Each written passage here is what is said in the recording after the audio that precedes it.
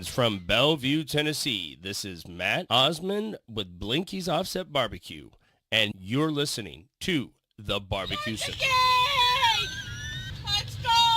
We'll do it live. Okay. Well, do it live! I'll write it and we'll do it live! So to get that perfect barbecue, you use wood. Are you sure it's safe? Whatever. We put the lighter fluid on, strike the match, and... Oh! Should we call the fire department? That might be a good idea.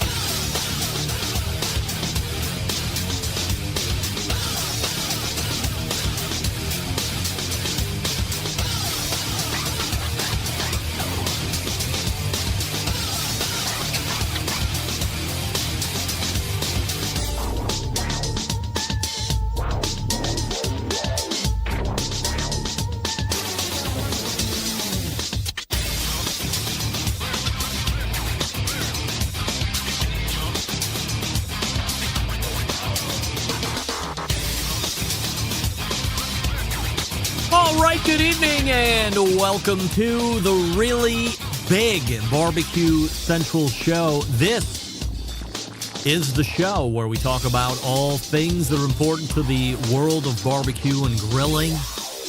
The show originating from the Rock and Roll Hall of Fame city, Bomb City, USA, Cleveland, Ohio, the barbecue capital of the North Coast. I'm your program host, Greg Rempe. Happy to have you aboard here on your Tuesday evening's live fire, fun, and frivolity show. If you'd like to get in contact with the show this evening, or you would like to follow the show during off-show hours, here's how you do it. You can get in touch with the show by sending an email to Greg at bbqcentralshow.com. Follow us on all the social media channels at BBQ Central Show. And be sure to subscribe to the show podcast feed on your favorite podcast platform. Anything else you want to find out about the show can be found at the main website, thebbqcentralshow.com. And here's what's happening. In case you didn't get the newsletter, coming up in about 12 minutes from now, a second-time guest, a creator of a website and subsequent YouTube channel called The Barbecue Lab. It's all about wireless thermometers tonight. David Gafford rejoins the show. We'll talk about all the latest brands of wireless thermometers, but more importantly than that, David has just released a very involved, wide-ranging, and encompassing video over at his YouTube channel about all the major players in this particular space. So we're not going to just blow the YouTube load. We will encourage you to go watch the video, but we'll go some high level on things, get some of the top performers. We are in the holiday season, so there might be some gift-giving thoughts, so why not hear from David and hear from me? And then make your thoughts and your selections as you see fit, but armed with a little bit more consumer information here. The Barbecue Lab, like the Consumer Reports for the live fire industry, so happy to have David here this evening as we lead off. Then 35 past the first hour, creator cookoutnews.com, Wes Wright rejoins us. I think he was off last month while we were doing the Fred Bernardo origin story. Barbecue Central Show's guest Hall of Famer, Fred Bernardo.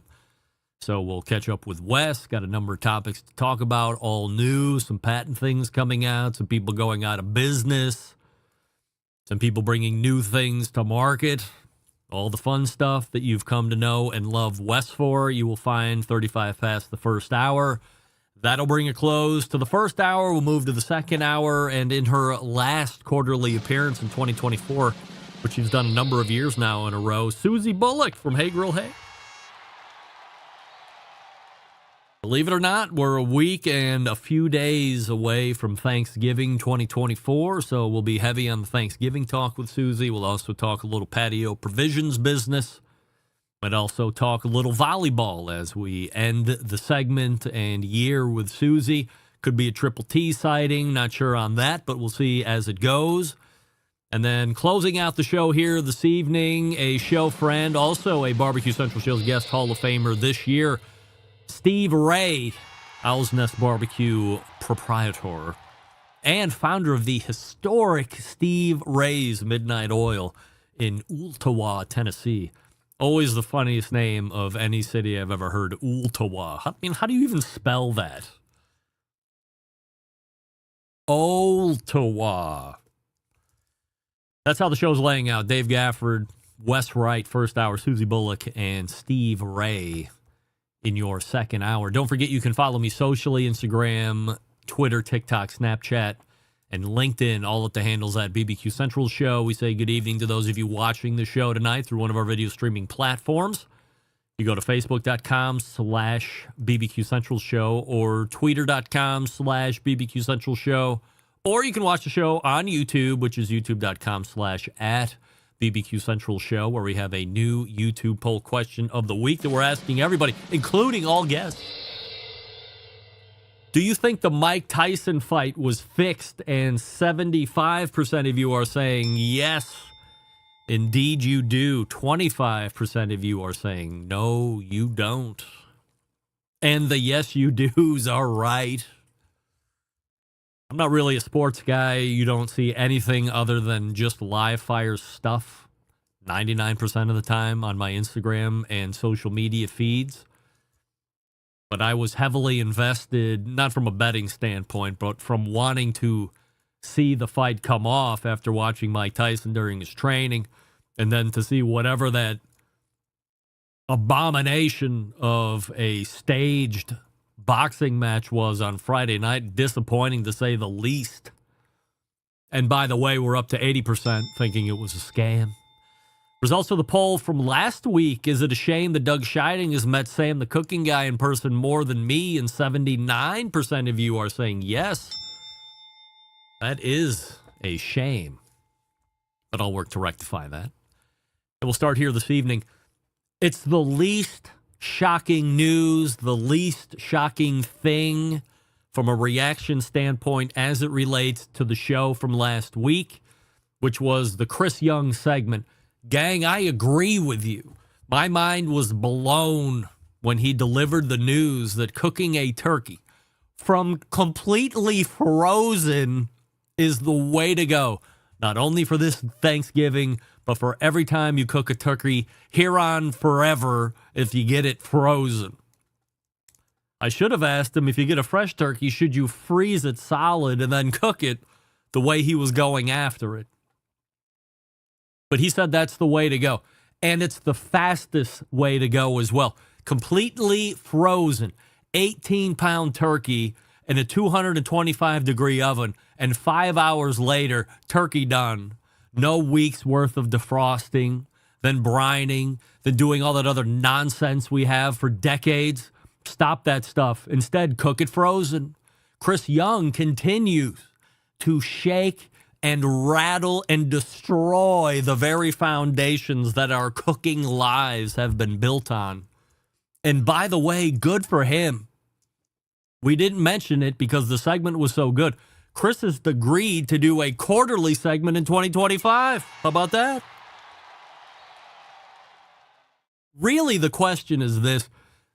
Do you, the listener / watcher, or however the hell you consume this show, do you believe in Chris's findings as far as cooking the frozen turkey is the better way to go? Do you believe in those findings? And if so, will you be giving his frozen turkey method a try this Thanksgiving? If not, will you be giving it a shot when there isn't as much pressure to not screw up the turkey? I'm probably not going to get this one past the goalie this year, but I will try it before the year is out, that's for sure. My curiosity is piqued, to say the least. If you missed the segment, make sure you go back and get last week's show, which is November 12th, and it's the lead segment in the first hour, so be sure to tune in. All right, email from Terry in Kentucky. Greg, catching up on the podcast files. I have to tell you, I would never do what Bob White did to you, throwing you under the bus like that when he was talking to that team you mistakenly called by the wrong name at the American Royal this year. Shame on Bob. However, you did say the wrong name, right? Love the show. Regards, Terry. Terry? Hey, Terry. For 98% of that email, I was like, he's finally with me.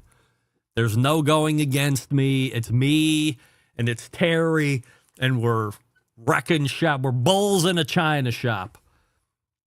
And then at the end, you did point out the fact that I called that team the wrong name. The Arkansas Razorracks is the right name. I called them the Razorbacks. That Bob and now you, Terry, are pointing out. So I still question the words after you write your email, love the show. Love to pick apart the show is probably more like it, Terry. Terry. Thanks for calling, or thanks for writing in. Happy Thanksgiving, Terry. Terry. Well, the good news is David Gafford is ready to go. And before we get to him, I will talk to you quickly about Schwank Grills. It's the gang. It's the grill that everybody's talking about, I can tell you that. You're seeing it all over social media. You're hearing me talk about it week in and week out. It's the Schwank Grill, SCHWANK. What do you need to know? Well, you know it can get blistering hot, up to 1,500 degrees with that infrared burner technology. That same technology you can put in your backyard are the same burners that Morton's and Del Frisco's and Cut 432 are using in their restaurants. Not just infrared burner technology, but the Schwank Grills infrared burner technology. It's literal restaurant quality heat in your backyard. Ultra portable, certainly we are in the meat of football season, whether it's college, whether it's NFL. I don't even know if there's some type of minor league football going on, maybe Canadian League. Canadians can buy this. You're allowed. But Canadians, more than anybody, want a deal. Of course you do. Well, starting 4 days ago on the 15th and going until December 2nd, you can get the following increased discounts. $250 off a grill, plain and simple. But if you want to save $350 off, you can get that grill plus a modern grill table. Now, for the maximum savings, dare I say $450 off a purchase, you get the grill, the modern grill table, and the grill cover. Pair all of those three together.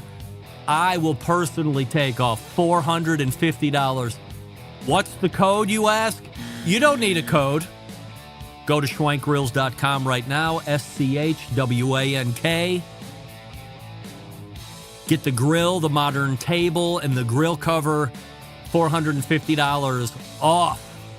You know how many cans of propane you can buy with that? 8 or 9 at least. Maybe more, probably more. My math, suspect. Many different ways you can navigate to the Schwank Grills website and not have to use a code to save. You can go to the homepage. You can click on the logo on the show website. You can click a link in the show notes or in the newsletter every week. Saving $250, $350, or $450 off just by going to schwankgrills.com. No code needed. We're back with the Barbecue Lab right after this. Stick around. You're listening to the Barbecue Central Show.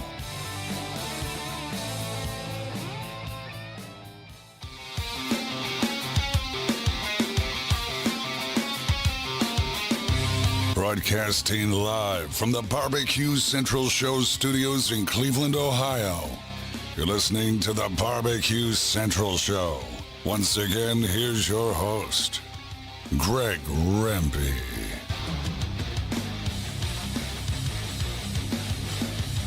Welcome back. This portion of the show being brought to you by cookandpellets.com, your number one source for quality wood pellets for all of your pellet-driven cookers. You visit cookandpellets.com to see their products, and then when you're ready to purchase, you go to Amazon.com or Walmart.com or Lowe's.com. Same great products, just superior shipping rates. The good folks over at cookandpellets.com. My first guest tonight creates some of the most comprehensive barbecue and grilling reviews that can be found across the worldwide global internet. Tonight, we are going in on the wireless thermometer sector of the industry because he just released a video that is covering a large swath of them. So let's welcome back the creator of the Barbecue Lab, our pal David Gafford. All right, David, before we get into wireless thermometering, we have a YouTube poll question of the week that we're asking everybody, including all guests. Do you think the Mike Tyson fight was fixed, yes or no? 100% fixed. Oh, yeah. I think it was fixed. 87% of the YouTube voting public agreeing with you and me that fight was indeed fixed. So let me just say up front, I want everybody who is interested in this particular wireless thermometer topic to go to the Barbecue Lab YouTube page and check out the full video. Not exactly at this moment, but perhaps as soon as David's done. Leave the show, go watch the full video. We'll be doing some high-level info sharing here in this segment, but make sure you watch the video because there's a lot of great information that you're going to want to check out, especially if you're in the market for a wireless thermometer here during this holiday season. So before we get some results, David, how do you choose what to measure or assess to give the potential consumer the best info possible? I really test what I want to know as a consumer myself. There's so many different ones on the market, and the question is which ones are just full of it and which ones can really deliver. And so I test the things that I really want to know and one that I would buy. So we come up with usually about 25 different tests. We can't test all 25 in one video. This one's already over a half hour long, not even testing 25 things, but we try to test the things that will really communicate to the end user what it is that they really desire and what they need in a probe, and help them answer which one's right for them. Having so much time behind you testing products, can you ever look at a product just by price point and go, oh, this one's probably going to be trash, or this one's probably going to be great, or is it always never judge a book? I mean, I've definitely found some that you can't judge a book. I mean, even in this one, we had a really low priced probe that did pretty well. It just comes back to there are some really high price things that I've tested where I would go, yeah, I would never buy that. And there's some lower price things that I've tested where I've gone, you know what? I could keep that in my arsenal. I'm good for that one. What brands are we testing in this video? There are actually 9 different probes in this video. And I still love that I had my own Terry in the comments bringing me the, hey, why didn't you test this one? Yeah. My own Terry. Terry, you stay out of my comments, dude. We haven't met yet, but I'm just telling you. But the first comment of the whole entire video is, you left this one out. What are you doing? I can't believe you left it out. Dude, we had 9 probes. Give me a break. But so we tested the meter. We tested the ThermalWorks RFX meat. We tested the Fireboard. We tested combustion. We tested Chef IQ. We tested meat stick. Basically almost every one of them, except for the one that my Terry called out, which I can't even remember what it was. It was so forgettable. I see the list, and right off the rip, ThermalWorks stands out. Fireboard stands out. They're a sponsor of the show. Combustion Inc. stands out. Not a sponsor of the show, but the guy that creates it is pretty awesome at the content he's currently creating and the myths he's debunking. So as a unbiased guy that's interviewing you, I just immediately go to, well, we're probably going to be looking at these 3 towards the lead and then trying to figure out what the bottom half or the bottom 75% look like. Did you do a test in advance of any cooking to see how accurate each of these thermometer was? For instance, do a boiling water test, I don't know where your elevation is, or do an ice bath test, or both, to either get the 212 or the 32? I didn't do any of that because I took it exactly how it would come from the manufacturer. And I took it right out of the box. And the first thing that we did was this test. So we didn't do anything to it. We took it exactly as it came from the manufacturer. And my 2 cents is, if the manufacturer can't ship us one that's ready to go, then they get the results that they get. Wireless thermometers inherently scream tech. How important is the user interface on the smart device in your findings? That was one of the things that we spent the most amount of time in the video, primarily just because there are some of them that are very interactive and very intuitive, and there are others that they're just not. there were a couple that I was really hoping that I could touch the graph and be able to tell what my temperature points were on the graph. And I'm going through there, and you can even see it in the video, and I'm touching it and nothing happens. And I touch another area and nothing happens. And I mean, here I am on screen just going, well, I guess you can't do anything with this app. I mean, it was disappointing, but there are others that you can interact with, and almost every area of the screen is interactive, and you can even export your data, and there's online places where you can access your data and work with them in other areas, which is incredibly helpful to me as I'm trying to make charts and graphs of all of the things that we're doing. If I can go online and pull that data off of a computer, incredibly helpful for me. Now, is it that helpful for the average consumer? Well, it depends on what the average consumer is doing. But for someone who's a tech nerd that wants to know all of their data points on their 12-hour pork butt cook, it might be great. Which products had the best app experience? Top 3, top 4. I'd say top 3. I mean, I'm going to have to go with Fireboard. I'm going to have to go with ThermoWorks.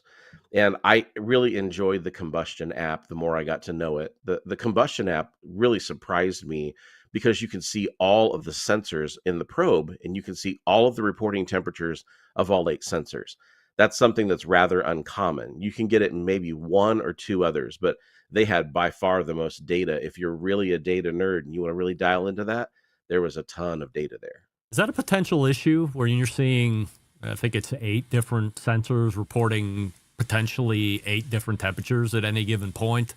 Does the nervous cook get more nervous? I mean, I think it definitely could make you more nervous. But one of the things that I found is that I could look at one that was marked core, and it's showing me this is where my absolute center of the meat is. I love that. There's another one that says surface, and so it's trying to give you the surface temperature of the meat. And then you have one that's the ambient. And all of the others just ended up having names like, A1 or S1 or things like that, that it really kind of showed me that it's a throwaway data point that you don't necessarily need for this cook. I like that it kind of dialed that in for me. But at the same time, there's a button you can press that kind of, hides those extra data points. So if you are nervous about it, you don't have to see all that. You just don't click on the advanced settings. Which units of the ones you mentioned are really made to be close to the cooker and you shouldn't expect too much else? I mean, the temp spike was 100% a close to the cooker unit.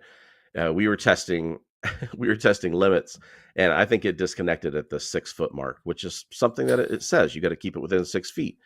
I mean, we put it exactly at 6 feet and it disconnected. So I mean, that's disappointing, especially for something that costs, well over $100 for a single probe. So that wasn't great.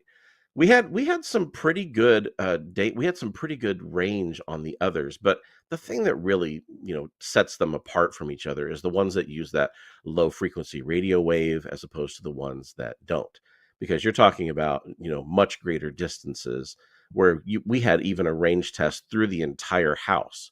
And so we had, I don't know how many walls, 4 or 5 walls of the house that we went through all the way through the outside of the house on both ends to our front porch. And the low frequency radio waves worked 2 out of the 3 to get through all of that. 1 did not make it through that. Which unit performed better than you might have thought? In other words, there are some pretty heavy hitters that I had mentioned there a couple minutes ago. So which one did you think, after you get done testing, says, hey, you know what? Maybe I didn't have that big of an expectation, but this one really did their job? I mean, for me, it's the Chef IQ. I mean, I hadn't ever worked with a Chef IQ product before. They have a single probe, they have a double probe, and a triple probe that you can get for these. And I was thoroughly impressed with the performance. I didn't have a lot of disconnects. I really had quite good range. I found the temperature accuracy to be as good or even better than some of the others. And it came in on the low end of the price point. So that was one that I was ready to write off going into the testing, but it surprised me. So I would give that one a look for sure. Top 2 units as you're testing them in the smoker. Top 2 units as we're testing in the smoker, it really comes down to the ThermoWorks and the Fireboard. I mean, so the special mention comes down to the Combustion as well. But really the 2 prize fighters in the ring, to go back to your Tyson, question earlier. I mean, your Holyfield and your Tyson were the Fireboard and the ThermoWorks RFX. Those 2, so much data, so much control. They really were heads above the others. Outside of, like I said, the combustion really plays in that game too. So those two also tops in the grilling aspect, because when as you see the video, there's like in the smoker portion, but then you do a pretty intense high heat live fire situation. Yeah, I mean, I think I thought you were asking overall, but if I was going to go in the smoker, I love the ones that give me the 5 minute warning before I need to pull my meat off, and that was something that on some of them I couldn't figure out how to get that warning in the first in the first cook or two. It was the kind of thing where you'd really have to sit down and read the book to understand it. And I'm going to be honest. How many of us sit down and read the full book of the products we buy? We take the probe out of the box, we pull the battery strip or whatever it is we need to do, and we plug it into the meat, and we expect it to work, and we expect it to be able to be easy to figure out. That was part of the challenge that I wanted to give these probes, is not having worked with hardly any of them before. I wanted to kind of experience them on camera for everybody. And there were quite a few times where I went, yeah, I don't know how to find what I'm looking for. And you can find that in the video. So in the smoking test, I think that the ones I liked the most were the Fireboard and the RFX. Those two really gave me my best. And when you get over to the grilling side, there were a couple that did not enjoy the high heat grilling. And as you looked at the ones that didn't enjoy the high heat grilling, they were very honest about their temperature limitations in the manual and on their website. So the ones that you want on high heat grilling, you want something that you can grill over 700 degrees, up to 1,000 degrees. I start getting nervous when I take my probe and put it up to 1,000 degrees in high heat, because let's be honest, these things aren't cheap. And you're going to roast that thing at 1,000 degrees for 8 or 10 minutes. And is it going to be okay? So I think you got to be careful with your salamander style grills and things like that, where you're cooking over 1,000 degrees and you want to put these probes in there. I think you're going to have to be really strategic about where the external portion of the probe sits in order to make sure it's safe. But in that high heat environment, I mean, Fireboard did great. I know the ThermalWorks RFX did great. We had a little bit of a barking command from the meter saying you're reaching our limit here. But that was something that I didn't expect. I thought I could go higher with that, but it gave me a little bit of a pause. And then I think that they're rated at 1,000 degrees, but it was giving us a little bit of a fit at lower temperatures. So that was a little bit of a surprise on the high heat grill. We talked about the three that you thought probably did the best. Was there a best value pick out of the bunch? Yeah, Chef IQ for me. I mean, that's one that I think if I was talking to somebody who said, yeah, I only want to spend $75 on a probe, I would say absolutely look at the Chef IQ. I mean, having never used it before this cook, I walked away from this video saying that's what I would tell my friends who are looking for a value wireless probe. And the fact that you can get 3 of them for not even that much more, I think it's less than double the price for 3 probes. That's pretty dang good. I'm going to make a series of statements, and then you tell me your thoughts. The ambient temperature probe is the most worthless measurement on Earth when it comes to these devices. In fact, it should be taken out completely. The ambient testing that we did was very interesting, because I mean, I don't know how much you talked about this, but the idea is the ambient temperature is what, an inch, maybe an inch and a half away from the meat that you have it stuck in. You have this area of false temperature that it's measuring temperature in, and it's just not that accurate. Now, when you start taking that off of a probe and you put it on a wired probe, I have to say it's much more accurate. But then you have the problem, it's not wireless anymore. And this is the fight that people want to throw fists on. You know, whether your wireless probe can have a wired probe or whether you should have the ambient on there at all. I do not enjoy the wireless ambient accuracy. It's all over the place. I mean, if you look at the data, we have a chart in the video that you can download. If you go to our website, you can actually click a download and get all of our data charts on this. But one of those charts showed that the closest ambient wireless probe was still 35 degrees off in the first hour. It was bad. All of these companies are overthinking what the consumer wants. Focus on accuracy of the thermometer and getting maximum range through obstructions, and that's it. I mean, I think you're probably right on. I think everybody wants as many features as they can possibly get crammed into one probe for the lowest price possible. But then reality hits and you have to say it costs money to do all those things and the price continues to go up. So, I mean, if I could just get accuracy and range, I'd love it. But it's accuracy plus range plus 15 other things, and that it causes problems. Less than 1 out of 10 people will use a wireless thermometer in a deep fryer. Probably. I think deep fryers have gotten a real bad rap over the years, just from a health perspective. I don't think a lot of people have deep fryers, and I don't think a lot of people are just grabbing a gallon of oil to be able to fire up a Dutch oven on their stove to fry fish or anything else. So I don't think frying is a huge thing that people do. But yet, if you read the comments of any of the wireless probe videos, it's always, "Can I deep fry? Can I deep fry? Can I deep fry?" So I don't know if they've got a Max fryer out back and they're, running a fish fry for their local soccer team. I mean, maybe, but I don't think 1 in 10 maybe even does the deep frying. A year from now, we will be having this discussion again, but with a host of new companies jumping into the sector because it's all the rage. Yeah, 100%. I mean, there was a probe that popped out even in the middle of our test. So we tested 8 probes in this video. Halfway through the test, another one showed up. So we added another one to the video. And then in the time since I've actually launched the video, I've had other companies contact me saying, "Can we get on the next one?" And I'd never even heard of some of these companies before. So the next time, I think a year from now, I could run Best Thermometer and have 16 thermometers in there from 16 different companies. Probably no problem. Here's a counter statement to that. A year from now, we won't have this discussion at all because the market will be set with the standards and it won't be setting the world on fire at all.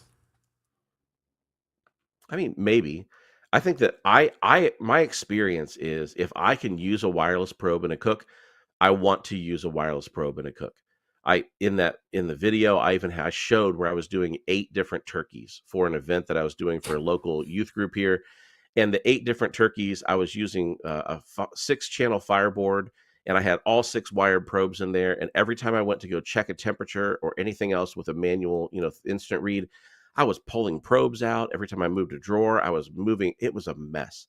And so I love wireless probes. But is even someone like me who does a lot of cooking around here and even large scales, am I willing to put, 10 wireless probes in the budget for $150 a piece? Am I willing to spend $1,500 for the wireless probes to be able to do what I'm going to do? Or do I just spend the $15-20 on the wired probes and I just suck it up and deal with it? It's probably going to be that. But I would rather have the wireless probes, but I am cheap, Greg. I don't want to spend $1,500 on 10 wireless probes. I mean, we prefer frugal where I come from. There's no reason to say cheap. Could I make an argument to you and say, David, well, instead of buying 10, buy half the amount or buy 5 and stick one in the top hotel pan and then stick 1 or 2 in the middle hotel pans and then stick 1 at the bottom. You're getting an average, roughly everything's the same size. Certainly you know what you're doing. That way you can lessen the expenditure, maximizing your frugalness, but getting away from the wires. Yeah, I mean, I like how you use the word frugalness. I mean, I think that my wife would still say cheap, but I'm going to go with frugalness. Fiscally responsible? Exactly. I am very fiscally responsible. Thank you for pointing that out. Yeah. But I definitely could use half wired probes and half, wireless probes. But I find that the larger the cooker that I'm getting into, especially when you're talking about pellet cookers and you're talking about some offsets, even that airflow is not equal. And so I have hot spots, I have low spots, I have medium spots. And depending on where I even take those hotel pans, it's going to even change where those spots go. So even though I've used a grill 20 times, I still want to know, especially if I'm running turkeys where I have breasts in there, I want to know where my breasts are running so I'm not drying those things out where it's inedible. And so if I'm running 8 turkeys, I want 8 probes. So I could, but yeah, I don't know. Is there a pretty big fluctuation in that Outlaw you got? Or that Lone Star grill? It depends. It depends on how many pans I'm using. That I have some fluctuations. Yeah. I mean, the lower right hand section, right over the fire pot, definitely hotter than the rest.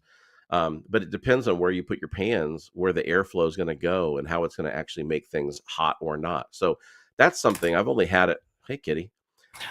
I've only had it for a little bit, but I'd say I'm 15 or so cooks in. But as I'm putting my hotel pans in that grill, I'm still trying to figure out how I put them in there in such a way where I can control that airflow and know where my hot, medium, and cold zones are going to be. Love that cooker. Maybe we can talk about it when you come back on in 2025. By the way, David Gafford will be appearing quarterly in 2025, which we certainly appreciate. In the meantime, check out his YouTube page. Go to the website, thebarbecuelab.com. David, appreciate the insight here on the wireless thermometers, and have a great holiday season. We'll talk to you soon. Thank you, Greg. Have a great one. You got it. Great insight. As I had mentioned at the top of that segment, make sure you head on over to the Barbecue Labs website and the YouTube page, more importantly. Watch that whole video. Does a lot of great tests, and the range test is great. You can really see the true players from the pretenders on that one. Wes Wright is ready to go. Before we get to him, I bet I don't have Wes Wright's name right now that I'm thinking about it. That's my fault, Wes. I didn't send you the normal link. You used the last one you had.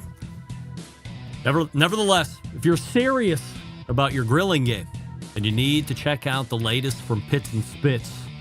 They've launched 2 game-changing products that will take your outdoor cooking to the next level: the griddle and the built-in pellet grill. Let's kick things off with the Pits and Spits griddle.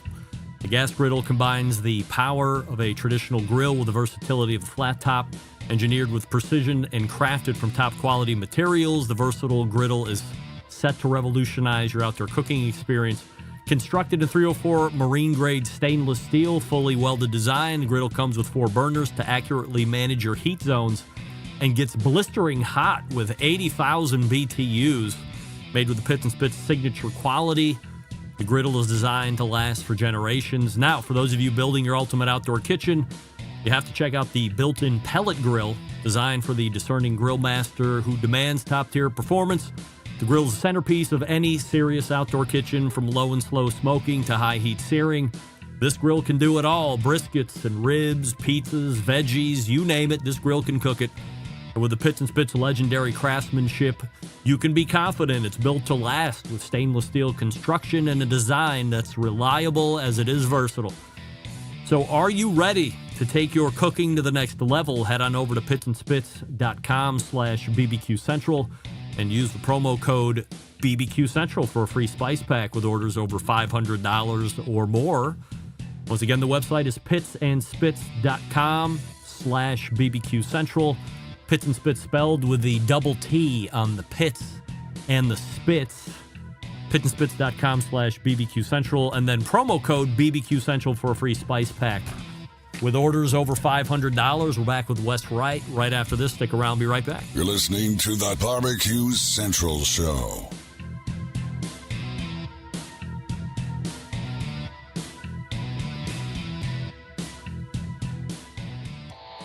Howard Stern, Jim Rome, Dan Patrick, and Greg Rempe. The Mountain Rushmore of talk show entertainment. Now, let's get back to the Barbecue Central Show. And we thank Dave Gafford for joining us last segment of the barbecuelab.com, his website. The segment brought to you by Fireboard, makers of Fireboard 2, Fireboard Pro, Fireboard Spark, Fireboard Beacon, and the aforementioned Fireboard Pulse, which did very well in the Barbecue Labs test. When you use the Fireboard app, you have total access to all devices anywhere in the world. Find out more by visiting fireboard.com or call 816-945-2232. My next guest tonight runs cookoutnews.com. Third Tuesday of the month, regular guest here, 35 past the first hour. Here to talk about the latest news in the live fire industry, our pal Wes Wright, who also goes by the name Steve Ray from Owl's Nest Barbecue. All right, Steve/Wes, welcome back. We have a YouTube poll question of the week that we're asking everybody, which is this: Do you think the Mike Tyson fight was fixed? Yes or no? No, I don't think so. It's hard because I think they all knew the gimmick, right? You know. I didn't. Oh, really? I felt like Jake Paul knew he had to. He's not going to look good just blasting a 58-year-old man. Like, no Oh, one wants wait, to see that, right? you're on that side of things? Do you think that I don't know do you the think sides. Jake Paul was going to demolish Mike Tyson? I think he could have definitely in the later rounds knocked him out if he wanted to. I think, but he knows the gimmick. It's people are joining to watch a fight. They want to watch it go the distance and against a legend. I think it's entertainment. Is that fixed? I don't know. It's a fine line. Yes, it's troubling, to say the least. It's never mind. We have plenty of stuff No, to what's get. your take? I mean, it's if you watch Mike Tyson training for this fight, and then you watched whatever version of Mike Tyson was in the ring Friday night, they were not even the same human beings. There were many times during the fight, if you go back, and you can go through all the social media of all the boxing nerds who broke out all the 25 different times in the fight that Mike Tyson could have just absolutely demolished Jake Paul and then didn't. Yeah. That's fixed to me. And I can see it. First round, Jake Paul throws a right hook, misses wildly, and Tyson ducks it. And every other fight in his life, he's just instinctively countering with a right hook, and he's down. Or he hits him with a body blow. He never threw one uppercut in the whole match for 8 rounds. That's his signature punch. Has put people's lights out time after time. Didn't throw one uppercut. Go back through and see all that stuff. And to me, it just screams that either Mike Tyson wasn't allowed to actually box, or he wasn't allowed to hurt Jake Paul in some way in order to get the full monetary value out of whatever their deal was. I just saw a TikTok video, which I'm not saying is the truth at all, talking about how the contract was structured and he wasn't allowed to do a whole bunch of different things. And if he got to round 7 and 8, that maximized how much he was going to be getting out of the payout. So it's a cash grab. Okay, look, I'm America's biggest cash grabber, but guess what? I was never the world's toughest man and heavyweight champion. So Mike Tyson will never hear this. He's a punk. Yeah, I get what you're saying, and I agree with that. I think they both were there to maximize whatever they were given. Both Mike Tyson and Cleveland's own Jake Paul. They By the both way, knew what Cleveland's own Mike Tyson. Is he? I thought he was from Brownsville or something like that. Well, I mean, like he did a lot of Brooklyn stuff, but he spent a lot of time here in Cleveland, years. Okay. Yeah. So he has quite a take on Cleveland Heights and some of the other cities that are a tad sketchy, and some of his other videos that I've seen online. We could talk boxing all day, of course, because we are fight experts, to say the least. But instead, let's steer away from that for now and talk about something that everybody loves to talk about. Tariffs. Wes, not sure if you realize this or not, but there was a new president elected a couple weeks ago. He has frequently talked about slapping on major tariffs for imported products. And I don't think it's a stretch to say most grills we buy here in the good old US of A, politics aside, are not made here in the US of A. So what will tariffs do to the cost of the product if this actually happens in the way it's currently being talked about? Yeah, I think all the grill companies have commented on it and been asked about it on their earnings calls. And invariably, one way or another, if a tariff was imposed, you're going to see price increases, right? But it's going to be through a couple different ways. Every company that I listened to said, we're going to optimize their supply chain to avoid it. So like Traeger builds in China and Vietnam primarily. So if there's a tariff on goods from China, they'll try to flex their supply chain to Vietnam to try to avoid that tariff. And then even doing that, though, they're not currently set up to do that. So there's a cost associated with that, and they have earnings that they have to keep up. So that would lead to a price increase. And then every company I heard said if we can't do it through supply chain, we're going to do it through pricing. So we're going to increase our pricing.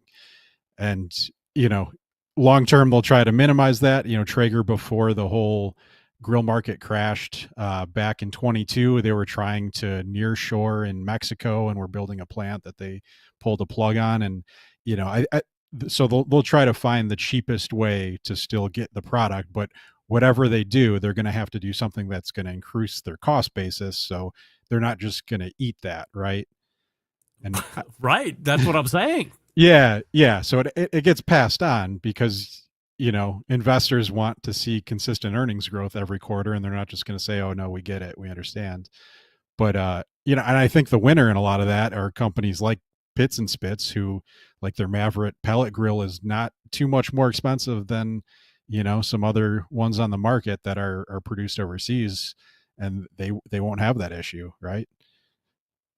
Napoleon is in the news, and we've mentioned it literally for years, which is this Napoleon full-size electric grill. It appears that it might actually be happening. So what can you update us on?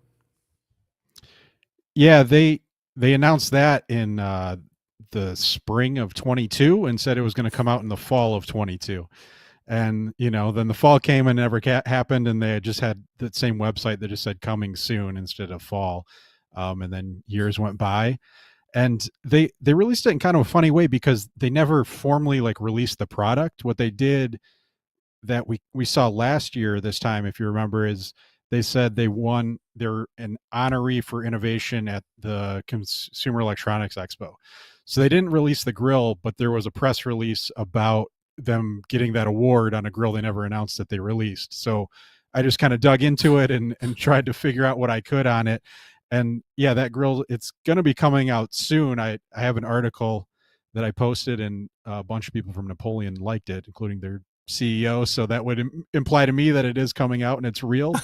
It'll come out in the spring, I'm guessing. They haven't given a date.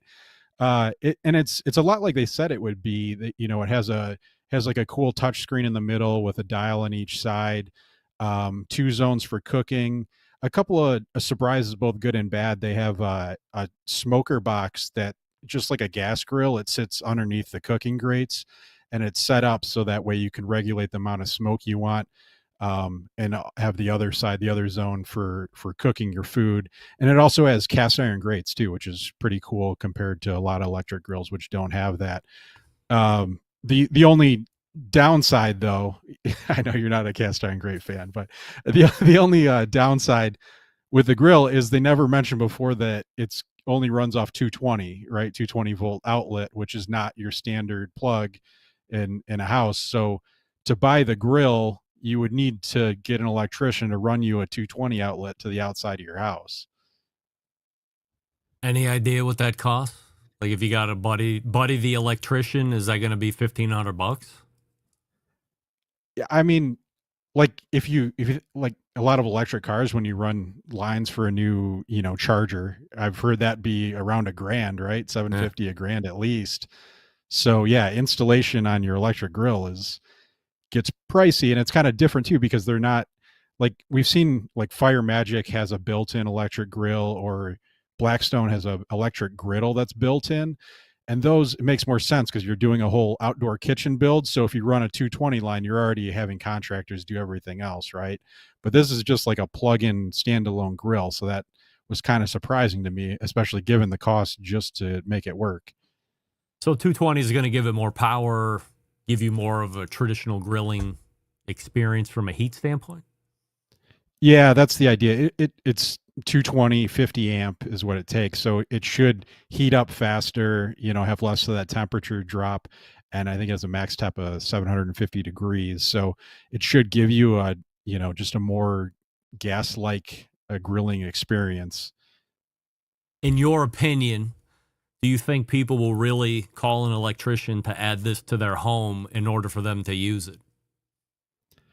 I think it's a very small audience that'll do that. You'd have to really be dedicated to electric grilling, right?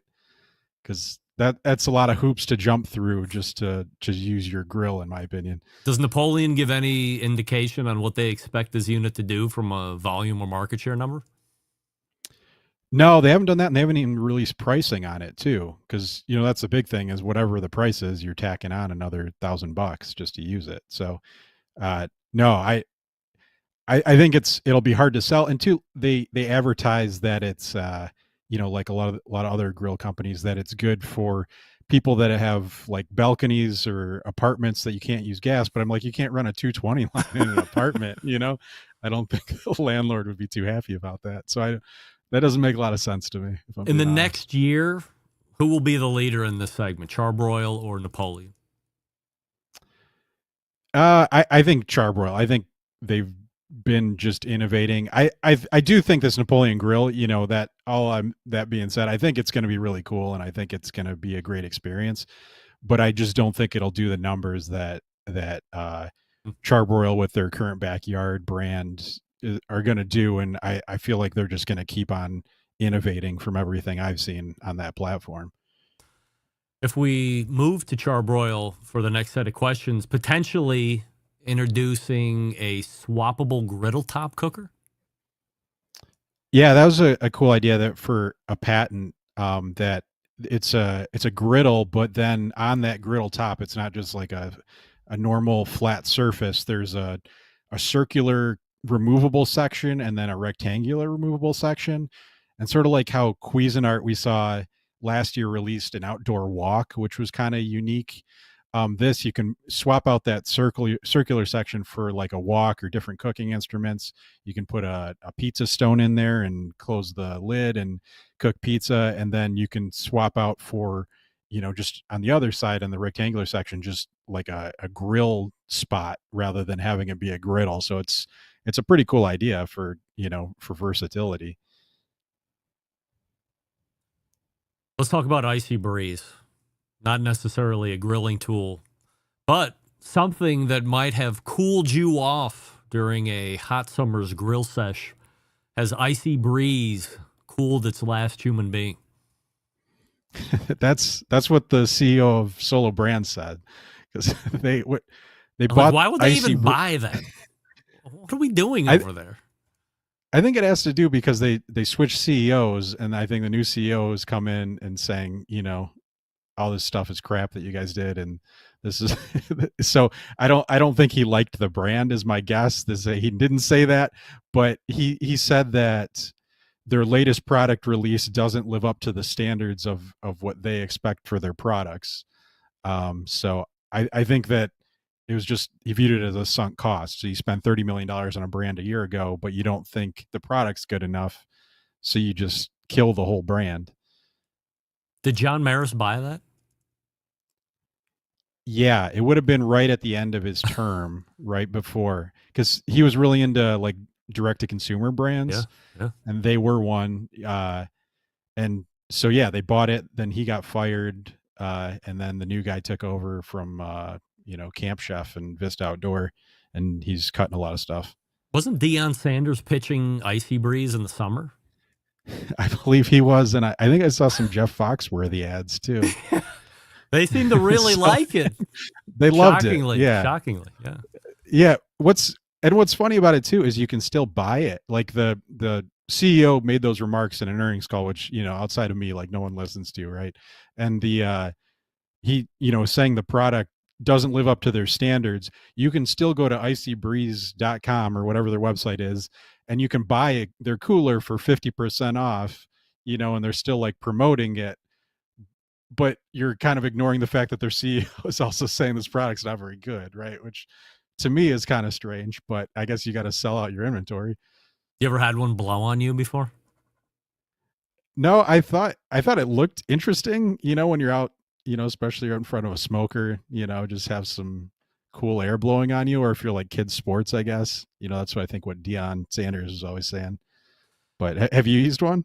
Never, but I believe when this whole thing got going, I had the original founder of Icy Breeze on my show. It was probably over 10 years ago, or maybe it was even longer than that, but he was on. I was living in Wickliffe, Ohio at the time, so it would have been the house before this, but really probably when we moved into it, maybe when I had originally built the new studio down there. But I had him on the show. Maybe John Solberg can comb back through the archives, and try and not make a liar out of me, but I believe he was on the show and we were talking about Icy Breeze and how this thing was going to be the greatest thing ever. He never sent me one, but and I don't know anybody that's ever owned one, and I've seen YouTube videos that say if you like Icy Breeze, here's how you make your own, but it involved things that like making you put a heat on your exchange drill and a hole, and I was like, well, I'm out. That's way over my head from a handyman standpoint. So that was it. So I'm not going to lie and say I didn't think it might be cool to try, but it never was motivating enough for me to go out and actually buy one. Yeah, I had the same sentiment. I thought it looked neat. I would have definitely taken like a media sample and tested it out, but they're also, they're gonna re-release it, they said, at some point next year under the Solo Stove brand. So they have the like intellectual property from it, and then they're gonna create some type of new product. So maybe they're gonna we'll trigger get the opportunity. They're gonna exactly. Yeah. I mean, and that ex-owner, he that you had on, probably he made out good. I mean, he got rid of it and then got 30 million, and then it got canceled. What are you working on over the next 30 days we should be keeping an eye out for?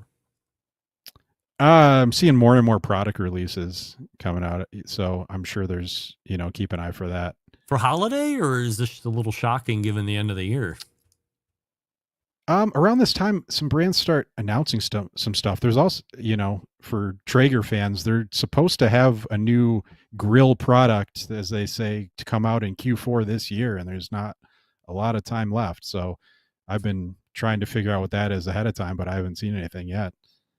We'll keep our eye out. We'll head on over to cookoutnews.com, and you can also see Wes Wright right here on the show the third Tuesday of every month, 35 past the first hour. Wes, always appreciate the time, and we'll see you again next month. Great. Thanks, Greg. Always great information. If you're not visiting cookoutnews.com, shame on you. I go 3 or 4 times a week because he's always dropping great information. He's always finding trademark filings. He's at the top of his game. That's why he continues to be, in only his second or third year, a multi-time nominated Barbecue Central Show's Guest Hall of Fame nominee.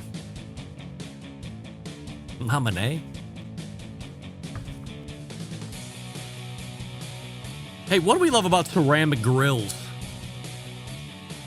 We love that they're fuel efficient. We love that they can achieve low and slow temperatures for traditional barbecue meats. We love that you can get rip-roaring hot for the high-temperature grilling of steaks and other thin cuts, but what's missing in the everyday lineup of ceramic cookers? The real ability to do true two-zone cooking. Two-zone cooking is very important to both professional and backyard cooks alike. It's the best way to manage a fire and cook with confidence. But getting a two-zone fire in a round ceramic cooker isn't very realistic. Why? Because it's round. Enter Primo in the game-changing oval design. This shape gives you the ability to execute that two-zone setup that you desire. It also gives you the other ceramic grill benefits as well. When you break it down, there's more than 60 different ways to configure the Primo cooker, so you're only limited by your culinary imagination. The bottom line is this: do they have the best ceramics in the business? Yes. Patented technology, of course. True two-zone cooking capabilities? I just talked about it. Do they have multiple sizes of ovals? Yes. Only sold through dealers. So go to primogrill.com and find a dealer near you. Visit the dealer in person, touch and feel all of the ovals, and then take the one home that best fits your needs. I recommend extra large at a minimum, but you do you. Primogrill.com. Follow them on Facebook or the Instagrams. Hopefully you're on time for getting a Primo this holiday season. We're back to wrap the first hour right after this. Stick around. We'll be right back. Continuing to produce incredibly mediocre content in an exceptionally professional way. You're listening and watching the Barbecue Central Show. Once again, here's your host, Greg Rempe. And now it's a race to wrap it up. We thank Wes Wright for joining us last segment. Cookoutnews.com is his website. We are pointing to the second hour where we have two great interviews. We got some top of the second hour hot takes coming your way. We'll get a review of the poll question of the week. There's a lot going on in the next 60 minutes, so stay tuned. If you're listening, watching the Barbecue Central Show right here on the Barbecue Central Network, stick around. We'll be right back.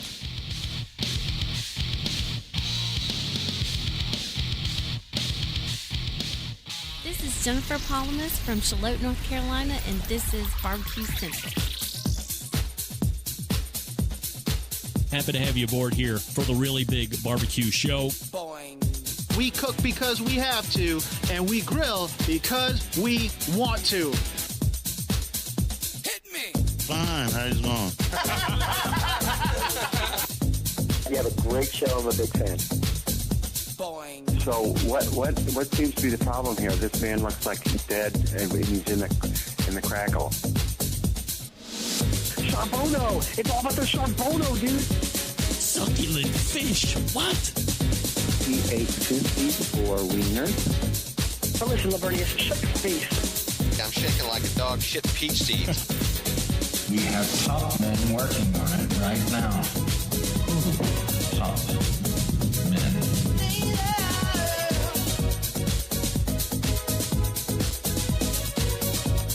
And just like that, we are into the second hour. It's the Barbecue Central Show.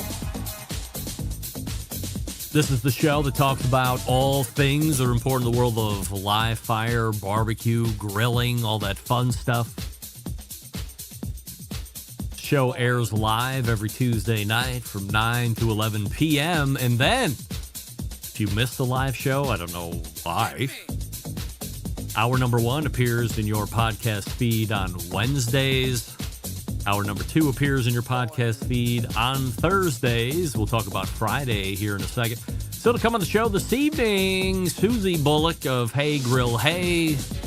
Closing the show tonight, Steve Ray from Owl's Nest Barbecue Supply and the owner of Steve Ray's historic Midnight Oil service station.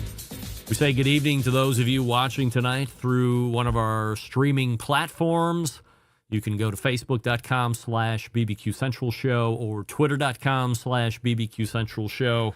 Alternatively, you can watch the show on YouTube, which is youtube.com/@BBQ Central Show. By the way, the show originating from Palm City, USA, Cleveland. We have a YouTube poll question of the week that we're asking everybody, including all guests here this evening. Do you think the Mike Tyson fight was fixed on Friday? And 83% of you are saying, yeah.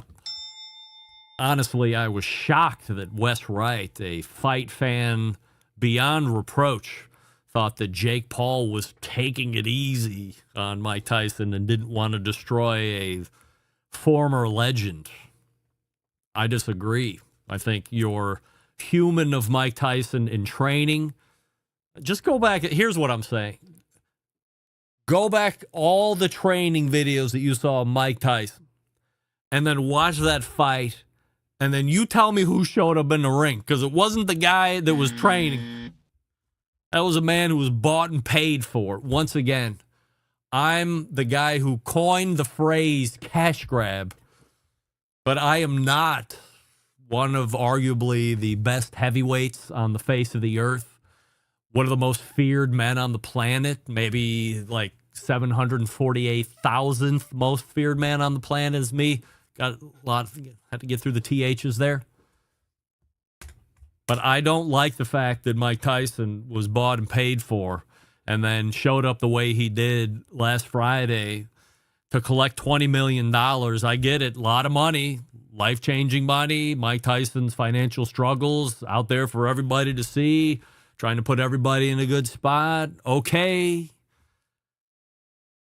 I just don't think you want to have one of your last fights be like that. I mean, you should have annihilated that guy, and everybody would have loved it. You could have bet on yourself, Mike. Said, forget this part of it. I'm going to secretly drop whatever money I can collect on myself. I'm going to punch this guy out, and that's going to be the end of it. Just go back and look. There was plenty of times through that fight when you knew he wanted to unleash, But the money danced around in his mind, and he held back, biting his gloves as he did. What can I tell you? Coming up on the best moments of the Barbecue Central Show in 10 minutes or less this Friday, episode 360, taking you all the way back to November 20th of 2013. Being featured this week is the first Tuesday of the month. Regular guest in the second hour, our pal Sam, the cooking guy. Yeah. What's even more special about this show, holding Sam to the side, is that this is one of those Wednesday shows. Remember, there was a short but definitive period in time when I did it live on Tuesdays. We'll do it live. That's right, Bill. And then I also did it live for an additional hour on Wednesdays. We'll do it live. Yes, Bill, live. So 2 hours on Tuesday, an additional hour on Wednesdays. 2 days during your work week. It was so long ago that I actually forgot I was doing 2 days at one point during the genesis of this show. This particular show takes place in the basement of Amy and Ed Levon's house. Yes, of the Wycliffe Levons, because I was in housing transition at that point in my life. Had to move out of my then current home in Euclid, Ohio, because the renters that we had lined up needed to get in there. We were building a home at the time, and that wasn't finished. So, of course, we had to move in with the in-laws for about 8 weeks until everything was done. So I was doing all the shows that transpired between that time and then getting out of my in-laws, moving into the new house from the basement of the Levons show. They let me take it all over, put the studio up, did it live from their basement. That was a time. There's actually a show that John did a number of months ago where he featured Amy Levon as a guest in the Best Moments show. We talked about how her then young son, AJ, had a aversion to mashed potatoes, which to this day, as we sit here almost 11 years to the day removed, who has aversions to mashed potatoes? She said it was a textural thing. I guess, but mashed potatoes are delicious. There's plenty of other things to get hung up from a textural sense. Anyway, check out the Best Moments show this coming Friday and listen to a Wednesday show with me and Sam the Cooking Guy talking about the impending Thanksgiving of 2013. You can subscribe to the show by visiting thebbqcentralshow.com/subscribe. Also, if you would like to hear a past guest or segment that you feel has been lost in the archives, you can email John, let him know what you'd like to hear. John, J-O-N, John at thebbqcentralshow.com. Let him know what you would like to hear, and then he will do his best to meet your expectations. A Barbecue Central Show exclusive news update. Greg Rempe reporting from the breaking news desk here in Cleveland, Ohio. Bomb City, USA. The live fire breaking news capital of the country, nay, the globe. And I'm here to tell you folks, under no uncertain terms, if you paid for the Barbecue Central Show's 2024 shirt, we'll do it live. They have all hit the mail. In fact, I have pictures showing that those who live within 30 minutes of me already received their packages overnight. So USPS must not be in the throes of holiday season yet, although that has to be ramping up shortly. Everybody else who lives in Texas and New Hampshire and Illinois and Indiana, California and Washington, spanning the globe, and by globe I mean country, with these shirts. They are all in the mail. They should all be to you within the next couple days. Don't worry. I didn't Shanghai you. It's nothing like that. Spent all Sunday watching the Browns get their heads kicked in again, stuffing your shirts in these stupid folders. I mean, I'm just never selling anything again. I hate it. I said it last week. I'm not interested in trying to make any money off you guys. I didn't make any money on the shirt endeavor like I said I wouldn't. Somehow I almost priced it out to the exact cent by sheer luck. Everything shipped out, And while I said, oh, well, it went pretty well, so maybe we'll do one next year, I'm telling you 100% no, it is not happening. I'm just not going to do it again. Maybe if Amazon lets me back on their marketplace where I'm allowed to list stuff, I don't even know why they kicked me off in the first place. I can put something up there. I'll just direct you to there. They make it. They ship it right to you. My hands are off of it. I know Susie and Todd own that Patio Provisions. Maybe they do apparel, and I can just have them handle it all for me, and then I can take 7% of the gross profit margin, which I think after tax would be about 8 or 10 cents. Is that good enough? I like that. It's a good business model. That's the get rich very slowly model, which, being 50, maybe that's not the best idea, but hey, let's give it a try. Let's see what works. So in any event, if you order the shirt, it's in the mail. You'll have it shortly, I would imagine, by the end of the week, at the latest by the beginning of next week. You can wear it all holiday season, and there you go. By the way, this time last year, I was trying to update you on the 2024 World Food Championship score. I do have a barbecue world champion for you, and it is, of course, Rib Life. Sean Williams. I don't know. I go up and down the 38 teams. I see one team that I've ever heard of. They finished 34th, Deep South Smokers, Randall Bowman. And as I'm quickly running back through the list of barbecuers that showed up at the World Food Championships in Indianapolis a couple weeks ago, that's the only team that I see recognizable. Now, I do know a pitmaster, but he did not compete in the barbecue side of things. He competed in the sandwich side of things, and he won the whole thing. Phil the Grill, Phil Johnson of Trap House Barbecues. Trap House? Sorry, Phil, if I'm saying that wrong. We got 100 in the opening round. Good for you, Phil. How's that podcast working out?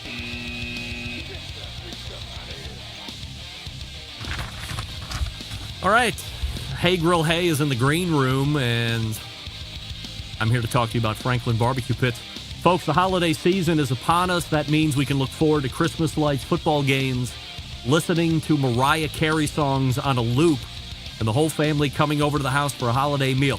It's time again to dust off that old box of recipes, and there still might be a few that you can read. The fun's just beginning.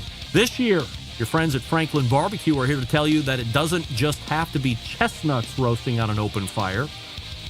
The luckiest among us can hear the beautiful crackle of post oak heating up in the firebox in a brand new Franklin BBQ pit. From now through the end of the year, enjoy $250 off the cost of an offset smoker designed by famed pitmaster Aaron Franklin specifically for your backyard. You might know Aaron Franklin from his award-winning restaurant, from his best-selling books, Masterclass. Did you know he has a rock and roll band that tours? Did you also know that since 2020, he's been helping folk master the craft of backyard barbecue across the country with his heirloom quality Franklin BBQ pit? Designed to be second to none, the Franklin pit made in the USA, quarter-inch American-made steel. They're a thing of beauty. They're unique unto themselves. It's got its own natural markings, its own badge number, a masterful design. It's thick, guarantees professional-grade heat retention, impeccable airflow. Two things are a must for traditional and great-tasting barbecue. Make this holiday season special and kickstart your barbecue journey by ordering your Franklin Barbecue Pit today. You can still use the family recipes, of course, but your holiday meal will never be the same. Please visit franklinbbqpits.com to learn more about the Franklin Pit, to buy one online, or to see a list of certified Franklin dealers across the country.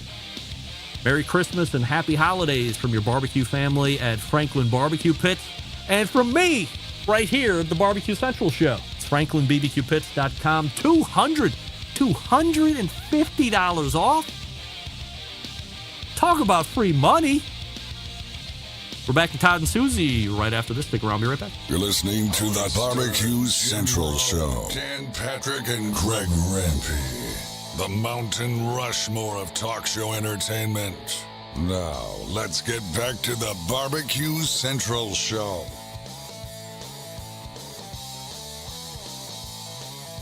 All right, welcome back to the Sports Show, being brought to you by Pit Barrel Cooker, the most unbelievable outdoor cooking device on the planet. Currently available in 3 sizes with a host of accessories. Doesn't matter if you're a beginner or professional, it's just a cooker you want to add to the arsenal. Visit pitbarrelcooker.com. Tell them the Barbecue Central Show sent you. By the way, Amber Glanville showed up on this show last week, promised me a highly unattainable Pit Barrel Cooker coffee mug, and it came in the mail today. Thank you, Amber. That will be pressed right into service starting tomorrow morning as we get ready for work. Leading off the second hour and joining me for her, dare I say, their last quarterly appearance in 2024 is the creator of the Hey Grill Hey brand. It is Susie and, of course, Todd Bullock right here in our living And maybe rooms. Todd. Is that not Todd? It is. Or maybe it's not.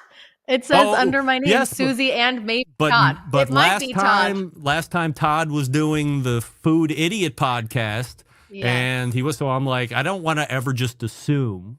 So Yeah. maybe it's Todd. But here he is. We don't even need to say maybe. Todd, welcome back to the show. Thanks for having me. Yeah, of course. So we have a YouTube poll question of the week that we're asking everybody here this evening, including all guests, which of course is this. Did you think the Mike Tyson fight this past Friday was fixed, yes or no? Susie? Is there going to be backlash for this? No, No. I don't know this answer. Todd? Yes. Right. So were we split there? Was Todd and Susie without a split? I don't know. Listen, I kind of stopped paying attention after I saw his butt. At that point, I was like, I don't know what this is. I don't know what this is. I don't know. I don't know. Did he get paid extra for his butt to make an appearance? Was the butt a paid actor in this fight? I didn't know I had so many questions until you just started asking so many questions. I just figured it was a known throw. He had to get that money. I've been hearing other things that I can't substantiate, so I'm not even going to talk about them. But now that you mentioned cheeks out, this brings in a whole slew of questions that we definitely don't want to talk about. Yeah. So we don't want to talk about it, I guess. Look, Thanksgiving is next week. No surprise to you guys because you've probably been cooking Thanksgiving since August. Yep. What's the most searched recipe on your site during Thanksgiving? Classic smoked turkey, man. Really? I think people want the easiest, most classic way. And people in our community that are very in the barbecue world, there are people that are looking at, no, you got to dry brine versus a wet brine. No, you got to spatchcock. No, you got to cut it like a frog. But most backyard cooks want to turn on their smoker, probably a pellet grill. They want to know what wood to use. They want to know, give me a simple brine recipe or a packet. Give me a seasoning blend. Let me put it on there. How long do I need to leave it on there? And how many pounds do I need for how many people that I have? And so just really those refreshers, that basic information that's going to turn out a solid smoked turkey seems to be the most popular and most searched stuff on our website. And I think I have 15 turkey recipes on my website. But classic smoked turkey is always the one when it comes to Thanksgiving Day. I never thought about it until you just verbalized this, but you have a unique relationship with people. There are that smaller majority that you'd mentioned who are the real insiders, experts, competitors of the live fire scene that we share in common. But then you have a huge just backyard group of folks to the tens of millions that are obviously in a way bigger market that now that you say it makes sense. These people just want the traditional thing, few refresher courses. What better way to go than to heygrillhey.com and get it? Yeah. And a lot of times too, what we have found is people are cooking multiple turkeys. So they have the traditional turkey in the oven, but they want to try a smoked turkey this year. Or they're bringing it to a Friendsgiving event and they want to bring something that's a little bit unique and different, but not so far outside the comfort zone. So a classic smoked turkey it's one of our main and most popular recipes. Or they're upgrading. They want the number of questions we get is, I need more. Can I cook a bigger turkey? And then she has great resources on there that says, no, you probably shouldn't. You should buy 2 smaller turkeys when you're smoking a turkey. Yeah, So just a lot of basic questions and, kind of that Q&A of, I've never done this before, or I haven't done this since a year ago and I don't remember how to do it. So yeah, that beginner backyard information is really, really valuable. Todd, are you a believer in Friendsgiving? I would love to be. We don't really have one though. We'd have to plan it because no one's inviting us to theirs. So what is like it? To feed us. I don't understand it. Why do people do it? Because you get together with family on Thanksgiving, but secretly we all just want to be with our friends. So so people like Friendsgiving more. Yeah. Huh. Probably gets a little crazier. Do people are afraid to cook for you, Susie? Are they intimidated that you're secretly judging every bite? Which we're not. Will they not invite you over? Like they'll just come over for cocktails, but then we're immediately going back over to your house for any food? Yeah, or like dessert. Like come over for dessert. But it's okay. It's fine. But you like to eat, right? You can enjoy food. Funny thing is, I think people who cook appreciate being cooked for more than anybody else. Yeah. Nobody loves being fed more than a chef or a pitmaster or somebody that cooks all of the time. You know what goes into it and you know what it takes and you know the effort and love behind it. So when somebody does feed you, I think it means even more, but everybody's a little bit too intimidated to do it. I had Chris Young on the show last week. He caused quite a stir when he suggested that everyone should consider cooking their turkey from frozen solid versus doing the whole thaw process. He did an 18-pound turkey in a 250-degree oven, maybe it was 225, in 5 hours. Discuss. We have some friends that cook pork shoulders from frozen and they swear by it. We've done that. We did do pork shoulders once before from frozen, and I did not understand the science behind it, but it finished much faster than I thought it would. The issue that we had with it was the texture. When things freeze quickly, as they should with poultry, it's generally being flash frozen, so you don't experience a lot of the negative impact of freezing. Because we know moisture expands, and if things are frozen too slowly and that expansion happens, it can bust the cell walls and give you kind of an unpleasant texture in previously frozen meat. But flash freezing has come a long way, so we don't generally have to battle that a lot. But I think something that you can watch for with birds that are frozen is sometimes that happens. We would caution to do a test run. Don't do it the day of, please. Yeah, I can't do it Thanksgiving Day for obvious reasons, No. but I told my wife, I was like, I mean, this guy, he's like the smartest person I ever known, besides Susie and Todd, and I gotta try it out. I mean, if he's doing 18 pounds in 5 hours at 250, like, how can I not give that a try and hope that it even works 80% as good as he says? Yeah. I say give it a whirl. By the way, fun fact, Chris Lilly once had delivered to him in Memphis in May frozen pork butts, and he won Memphis in May with frozen pork butts. Said it on the show. I think it's possible. Like I said, I have friends that cook pork butts from frozen often. They'll throw them on the smoker cold. They'll season them about 2 hours into the cook when the outside has started to soften enough that it can actually take seasoning and some of the moisture is being released. Yep. They swear by the amount of smoke flavor that it's able to take on. Because we do know that smoke's attracted to cold and it kind of clings to things better when they are cold.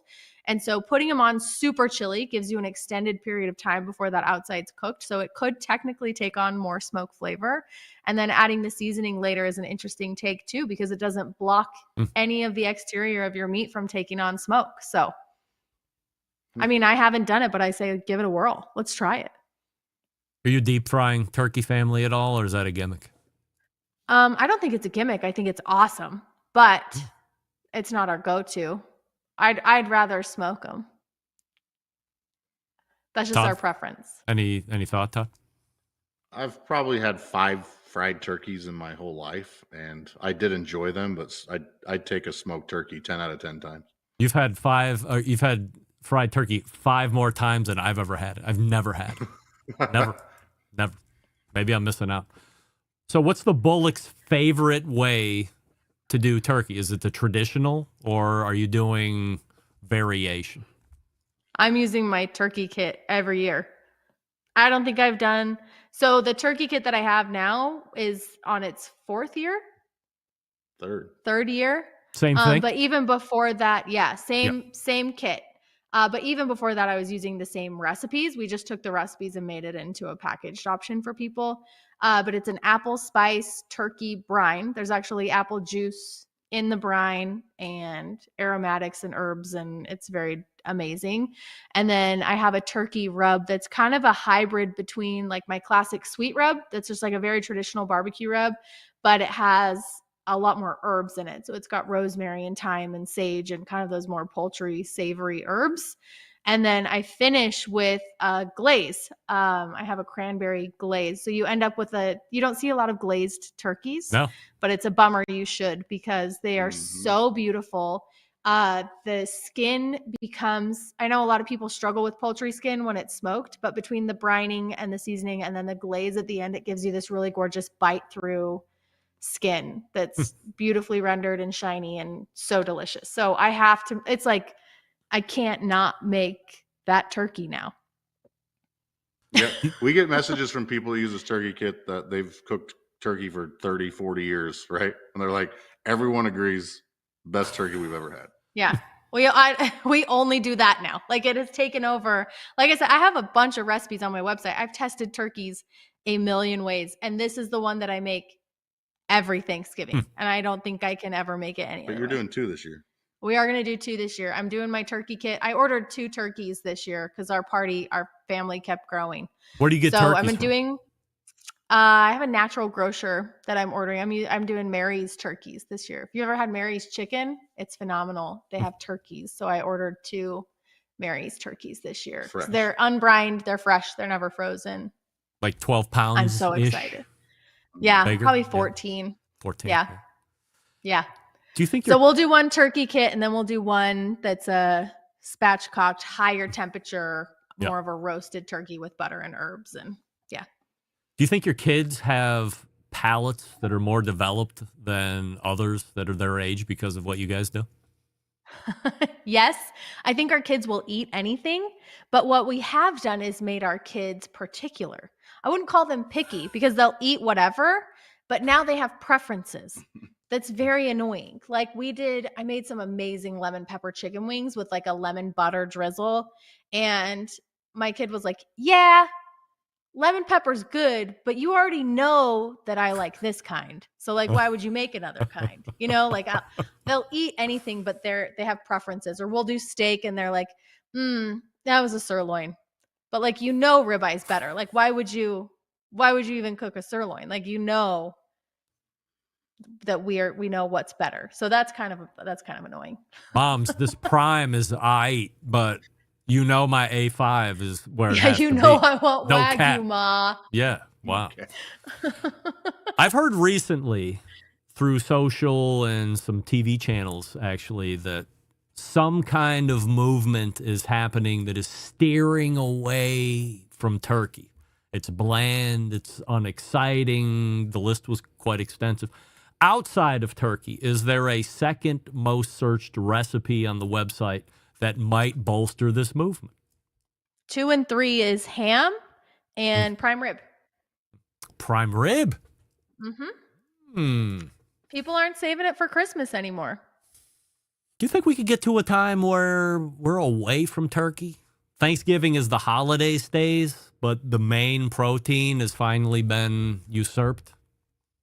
I don't know. Maybe. I think there are people that will always cook turkey for the tradition of it. I think we always will. And also, when you learn to make good turkey, then it's great.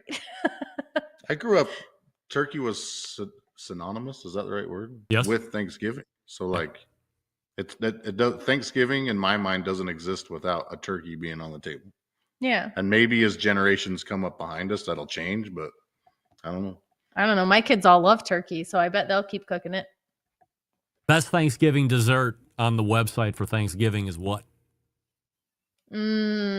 I have a roasted pumpkin pie that you start with pumpkins that you roast on the grill, and you make your own pumpkin puree, and then you cook the pumpkin pie, and it is so phenomenal. I have a cinnamon scented whipped cream that goes on top. That's so good.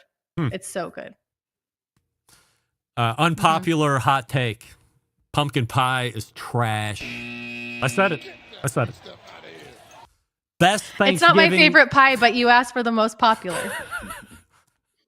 I know, and then I unsolicitedly gave you my opinion, which holds It's zero fine. water. It might be the only pumpkin pie that I actually like. So I don't like pumpkin pie either. She makes the sweet potato side that's like, oh, I can get down with whipped. that. Yeah, it's like whipped and delicious, and it has this like crunchy pecan brown sugar topping on it, and I'll eat that for dessert. But it every has day. bacon in it. Oh, bacon on top as well. Yeah. Wow. Yeah, it's a bacon pecan streusel. Like I will go back and get more of that for dessert. It is basically dessert. Do you have a pecan pie recipe? I do. Yeah? You like pecan pie? I like pecan pie. I Todd think it loves flies under the pecan pie. radar. Is that more of a regional pie? I feel like we don't know enough I grew about up it on up pecan here. pie.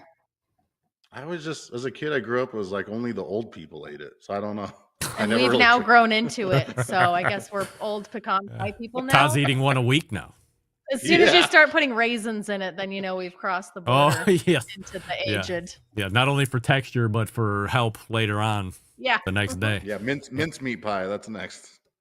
Patio provisions update before I turn you guys loose. What are we looking to achieve in 2025 from that side of the biz?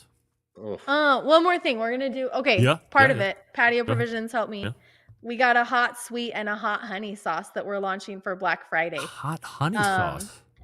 It's so good. It's like a put hot on honey pizza, hot barbecue honey? sauce. Oh, barbecue. Yes, not hot honey like spicy honey. It's a hot honey barbecue sauce. So it's a honey barbecue, but it's got amazing heat to it. That's very good. So Todd helped me get these up and running, and they'll be here in time for Black Friday. And I wasn't sure they were, so they're very exciting. But Todd can talk about patio provisions because he's freaking killing it. Yeah, we've recently expanded into bringing on new clients. So that's been fun. We just last month helped our first client get their products to market. That was Christy with Girls Can Grill. And it was a very fun, challenging learning process. And we have more coming down the pipeline, and more people are reaching out to us literally every day. Yeah, I think there's a bright future for us helping people get their food products and non-food products out in the market. And we're here for you it. need t-shirts? You need merch, Greg? Merch? Yeah. Maybe. Yeah. Is that a thing? Yeah. I feel like that's not, I don't know, like, how do, like, okay, all right. We'll talk about that. We'll talk I about promise that. you can make more than 2025. 10 cents per shirt. I know, but I figure that's a discussion we can just have during a segment. I think that might hold some interest. So we'll save that for 2025 talk. I do have conversations every so often with folks that are like, how can I get my rub, or I'm working on a rub or a sauce. Yeah. How do I get it to market? And before I was just like, well, I don't want to ruin your dreams, but it's probably impossible. But you guys are making it not impossible. So what's the process of getting in touch with the patio provision side of things to have that discussion? Oh man, you can go to the website patio-provisions.com and there's a contact form, or you can just email Todd at patio-provisions.com or Todd at heygrillhey.com. Whatever you can remember. He's got email addresses at both. But yeah, that's the idea. Is we've met so many people who are amazing creators with amazing recipes, but the development process is so difficult and so time consuming, and it can be really expensive. But Todd brought my products to market, and we've put together a really amazing team in terms of like distribution and fulfillment and marketing help and all the things that you kind of need that you don't have when you're a small independent person.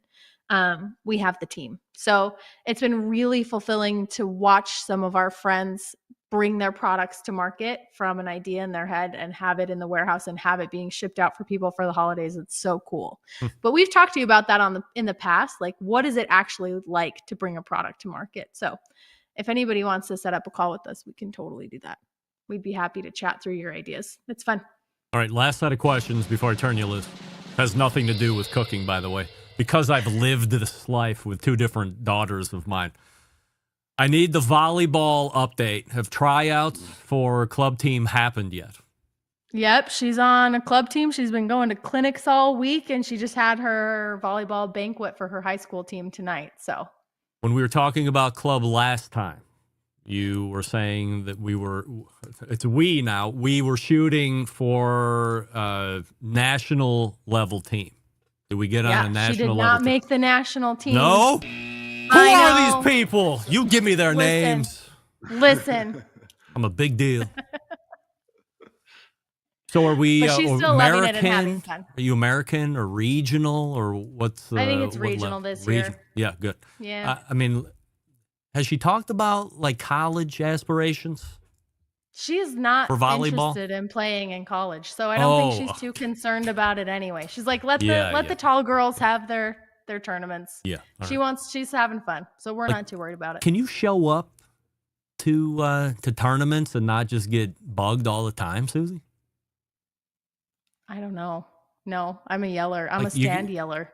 Yeah, but aren't people like constantly like, oh, you're Susie, sign his autograph, or I got a question about this steak or whatever. If I'm wearing a Hey Girl Hey shirt, someone will be like, oh, yeah, I think I've cooked one of your recipes before. That actually happened at our daughter's banquet tonight. Yeah, actually, we ended up at a table and a guy was like, wait, that's your website? I go there all the time. And I was like, oh, hi. he just noticed. Yeah, it happens, but not, I don't know. It's interesting. Wow. All right. Well, good. I'm glad she's on the team. I'm glad she's having fun. I would say from an advice standpoint, she's never talked or had any interest in playing in college. You stay away from the national division like it's the plague, because not only is it a time suck, it's a cash suck, and you can use that in 500 other places, certainly. So congratulations to her. I want to wish you guys both a happy Thanksgiving, Merry Christmas when you get to it, and we'll see you in 2025. Wow, that happened fast. Yeah. See No you doubt. next year. All right, guys. Todd and Susie Bullock right there. Of course, the website, heygrillhey.com. Follow them on social media and get ready for Thanksgiving with our brine kit. If you don't have it, grab it. Grab 2. The glaze. Very intriguing. All right, Steve Ray is ready to go for Miles Nest Barbecue. We'll get to him here in just one moment. Before that, the holiday season is here. So on this holiday season, give the gift that will light up everybody's backyard. Big Papa Smokers has everything the barbecue lover in your life needs, from award-winning rubs and sauces to top-of-the-line grills and smokers. Big Papa Smokers, your flavor foundation, with pitmaster favorites like Sweet Money, Cattle Prod, Little Louie's Seasoned Salt, Cash Cow, Desert Gold, Happy Ending, many more. I love them all. Plus, for a limited time, use promo code REMPE15, that's REMPE, and the numerals 15 at checkout to get 15% off your entire purchase through December 24th.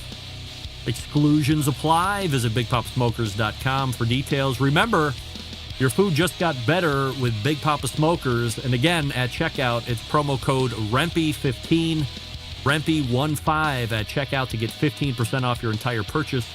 Now through December 24th, Steve Ray's next. You're listening to the Barbecue Central Show.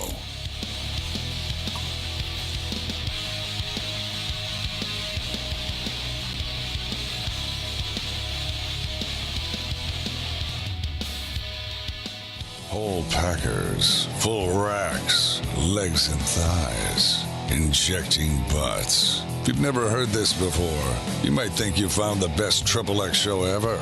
Let's get back to the most homoerotic host out there today, Craig Rempe.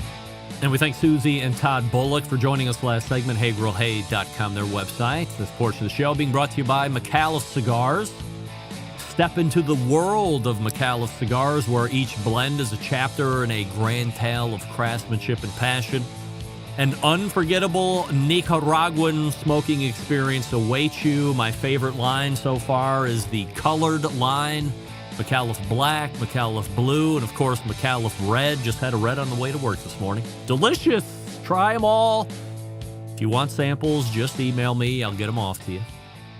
By the way, that reminds me, Austin Parsons, your sample's going out tomorrow, so just relax. Helping me close the show this evening is a Barbecue Central Show's guest Hall of Famer. He owns Owl's Nest Barbecue Supply. He also owns the historic Steve Ray's Midnight Oil in Ooltewah, Tennessee.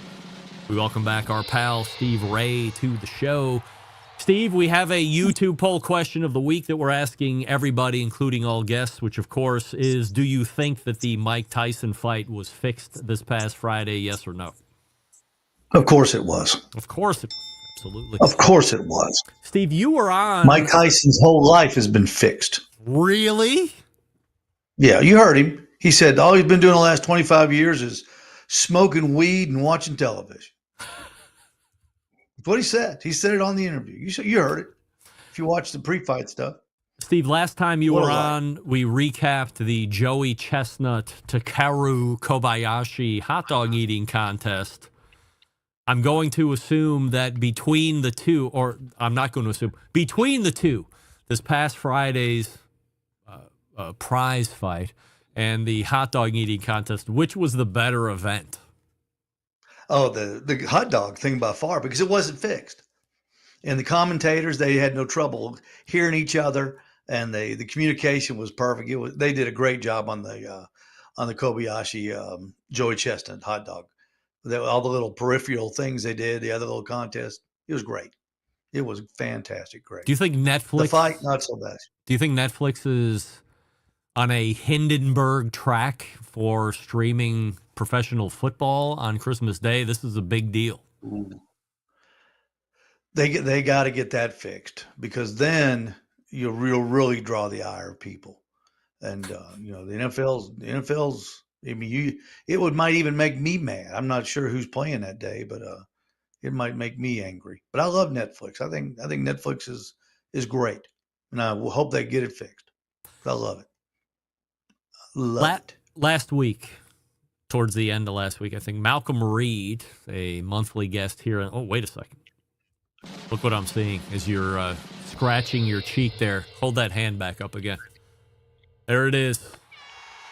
Barbecue Central Show's guest Hall of Fame ring right there. I know a lot of people are probably wondering why we're not doing the origin story of Steve Ray, but Steve is doing me a solid and jumping in here for an open segment. So we'll get to the origin story of Steve Ray, which everybody is feverishly waiting for here over the next handful of weeks or months. But oh, by the way, yeah. Ooltewah.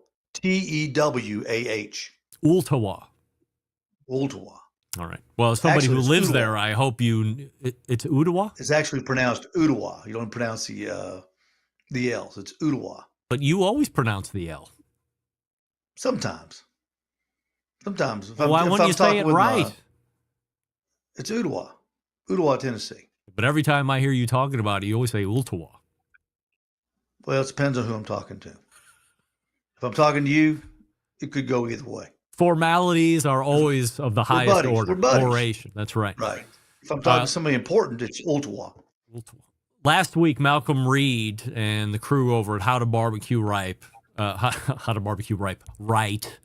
went live. We'll do it live. To do a pre-Thanksgiving event where they answered fans' questions. Now, I don't know if there's a bigger fan of Malcolm Reed than you, Steve. Maybe me, but probably I'm second to your fandom. What do you think of this kind of event? How do you think it came off? I was so excited about it. I texted you, Sarah, you going to watch this? I don't know if you even knew about it or not, but I wanted to make sure you knew about it. And Malcolm put it out on his Facebook page, a real fancy display ad. And I thought, oh, this is going to be great. He's going to have Jamie's going to be on there, Shelly's going to be on there. Man, they're going to have the whole Killer Hogs. Waylon's going to be there. He might even have Heath down there. Who's Jamie? Jamie, his buddy, owns. Jamie works for him. You've had him on your show. Oh, that's his brother. You've had Mark. You've had Mark Williams. Right. Jamie Williams is Mark's brother. Got it. Jamie works for Mark. So I forgot he's my contact when I buy rubs. So I'm all ready for this great big set. It's going to be, man, this is the whole Malcolm Reed family. And then you turn it on, and there's Malcolm sitting there like a toad behind that desk, and he's signing baseball hats. And they just start asking him questions. And it's like he said, hey, Shell, I've got to sign all these hats. Why don't we go live and answer some questions? What is he signing hats for charity, or is you got to? Yeah, okay. You bought a hat, $25. That great, Malcolm's always doing something great for charity. Oh, undoubtedly. So he's just signing hats, answering questions. And at first, I was a little disappointed because I was expecting more. I don't know why, but I was just expecting more. In his promotion of this event, he didn't say join me and the cast of characters. It was never marketed like that. You're just hoping that all these people show up. My expectations are usually higher than what people deliver, so I'm used to that. The thing was,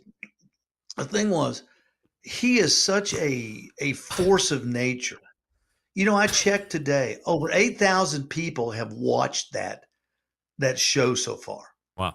8,000 people have watched a live show on Turkey. And if you noticed, Greg, I saw you because you asked him a question. They skipped over yours, by the way. Shameful. I know. You couldn't get to the bottom of the scroll when you're scrolling down trying to find you couldn't get to the bottom of it. And the legions are just, they weren't, there were more attaboy, Malcolm. You're the greatest, Malcolm. We love you, Malcolm. There's more that than there were questions. And he put out somebody put there's a How to Barbecue Right Facebook page that I think's run by the fans. Yeah. And somebody said something about Malcolm's, he talks about his college days, what did he major in? And then somebody said, I think he's an architect, which Correct. is right. And then everybody below it, another thread started. He majored in greatness. He majored in how to barbecue rightness. He majored in how to cook. I mean, it's in his mere presence brings people to the computer like a magnet. And he leans on that. And the more I watched it is I can see why, because he speaks with such authority that the show, I watched the thing entirely. It lasted an hour, and I watched the entire thing. And I came away saying, this was really good. Yeah, it maybe could have been better if he'd have done something different, but this in itself was great. So he's answering questions like what would have made it better aside from having the cast of characters? Somebody to bounce stuff off of. Maybe there's a lot of dessert questions, and he wasn't. He said I'm not really big on the desserts, and he kind of gave some answers. I thought maybe a chef or maybe his wife should have been on there giving, the dessert person. Have a dessert person on there, something like that. But years and years ago, Food Network used to do that on Thanksgiving morning. They had a live call-in turkey hotline, so to speak, like Butterball does now. And it was really cool because everybody from Cooking Channel or Food Network was there answering questions. I know you can't replicate Food Network, but I just thought he might have somebody else. But it was still good. I'm not throwing shade on Malcolm by any stretch of the imagination, but it was just great.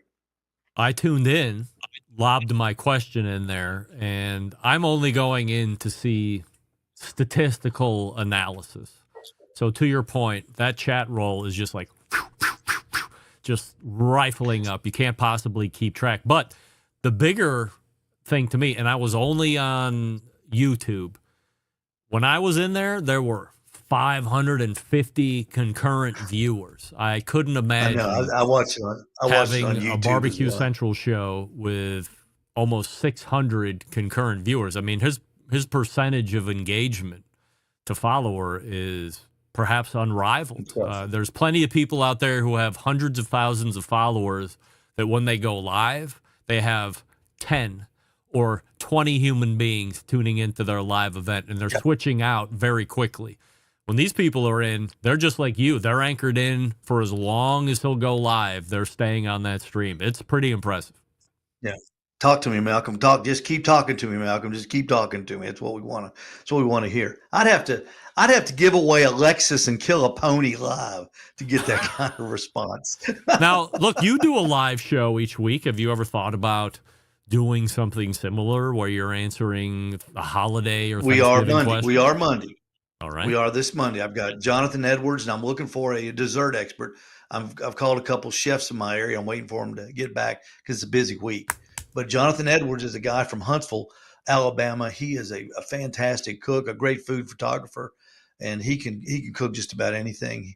And I've had him on the show before. He's a wonderful young man, and he's going to be our turkey expert. And we'll have another expert. Of course, Pete will be joining me, and we'll do it until people just quit calling in or quit asking questions, which will probably come on at 7. We'd probably be out by 7:20. So, are you doing anything special for the holiday? Oh, you got me something? So, well, I got you something. Great. Watch the show. About Watch the damn show. time. Yeah, I got it for you. Chris Young is my new hero. Check this out. I know. Oven You see ready. that? Yes, it's frozen. Wow. It's frozen. It's a Jenny-O. You take it, and I was looking for a butterball. How big is it? But with 12 pounds. It's frozen, and you open this bag, and the turkey's in another bag, and you just simply slit the bag, and then you put it in the oven or the smoker. And it says you cook it at 270 or 375 for 4 hours, and it's supposed to be ready. Whoa. I'm going to test it this weekend. That's way hotter than Chris Young was talking about. He said Yeah, it's way 225. different than it's different than what Chris was saying. But he was cooking an 18-pound, so it might have something to do with the weight. But I thought that was an amazing. I've never heard that, and people are always looking for something different at Thanksgiving. I don't think turkey will ever go away, but I think the way we cook turkeys is going to evolve. People are. We went through the thing. Everybody's deep frying them, then everybody's smoking them, and now everybody, we sell the pit barrel. Everybody's wanting to hang them now. How do you hang a chicken or how do you hang a turkey? And I think that's what makes Thanksgiving interesting is how you actually fix the turkey. Because truth be known, you can buy one of those little butterball turkey roasts that are 3 pounds, cook those in an hour and a half, and slice them. And it tastes better than anything you can, a regular turkey. Yeah. And you can put it on a platter, and people would know the difference. Out of 100 people, how many people do you think deep fry a turkey? 4. It's so dangerous. It's so dangerous. I think people are. I had a friend. Yeah, they're over. And I had a friend. We were sitting. This is years ago. We were sitting down at the clubhouse having dinner. His son calls him. He said, "Dad, the fire department's here. I've caught the deck on fire, frying a turkey." Right there in real life, made the call. Filled it up to well, we ought to put a lot of oil in this thing. We'll fill it up to the top. Didn't think about maybe making room for the turkey. Put it in there, kaboom! It spread like a grease fire. Exactly what it spread like. Yeah, as it should. I asked David Gafford in the first hour from the barbecue lab. I didn't ask him. I made a series of statements that I wanted to get his take on as it related to wireless thermometers. Let me ask you some of the same questions, just get your take, because you're a retailer. He's a tester. You're a retailer. You're into business. Right. The ambient temperature probe on these wireless thermometers, it's the most worthless measurement on earth when it comes to these devices. In fact, it should be taken out completely. I disagree. I think people are interested in the ambient side of it. The one I have, we carry the chef's temp. It's pretty accurate. People like to, Greg, this business is gadget driven. And the more information you can get on a gadget, the more people like it. The more stuff you can get on that phone, the more stuff you can get on that phone, and you can get information off your telephone. That's what people like. And if you had a probe that did internal, external, outside, precipitation, humidity, they'd be all over it. The sky's the limit. There wouldn't be a price too much to pay. People would buy it.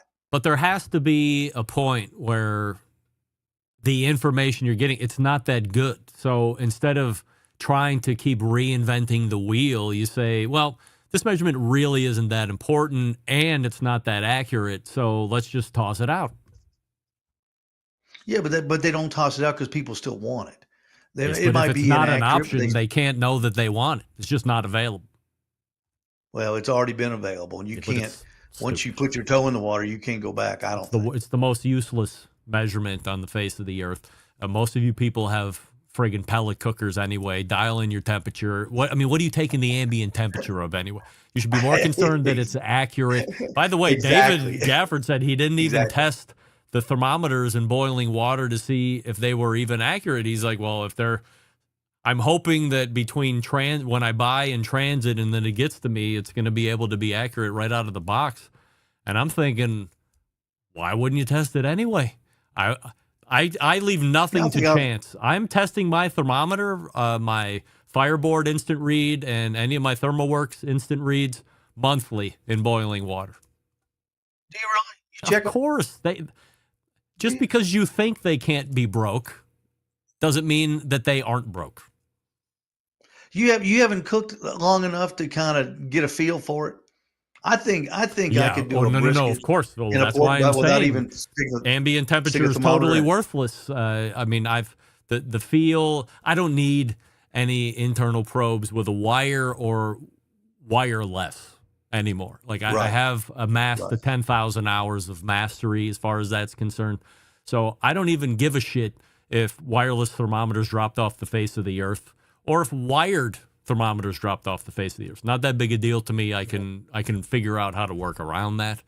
But I agree. If you're already in the pool, you're not getting out of it. You're in the minority. You're in the minority. I guess. People love it. Last question. A year from now, we won't have this discussion at all because the market will be set with the standards of the wireless industry, and it won't be setting the world on fire at all. We'll be having a conversation about the newest technology.